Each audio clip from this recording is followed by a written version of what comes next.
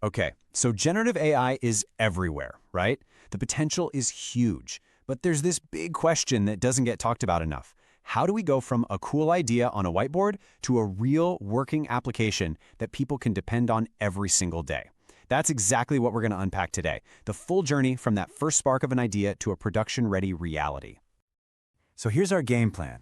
We're going to start by cutting through the noise and defining what GenAIOps actually is.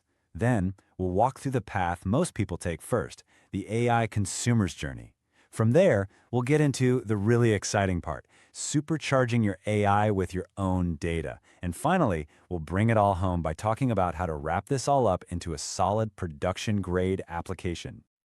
All right, first things first. Why do we even need a new ops for this? I mean, why can't we just grab an AI off the shelf and watch the magic happen? Well, it's because turning that magic into a reliable, repeatable, and safe engineering process, that takes a whole new way of thinking. And this is the exact moment every team hits. You've got this amazing, game-changing idea. The excitement is through the roof. But then, reality sets in. How do we actually build this? How do we deploy it? And more importantly, how do we keep it from going off the rails once it's live? Now what?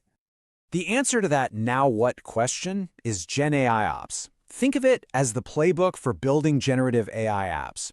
It takes all the hard-won lessons from MLOps, that mix of people, process, and tech, and adapts them for this wild new world of generative models.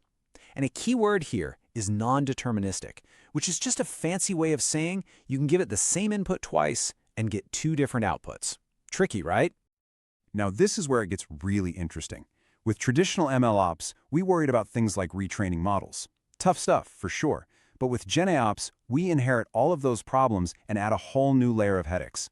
How do we manage those unpredictable outputs? How do we keep track of thousands of prompts? And the big one, how do we make sure our AI doesn't just make things up?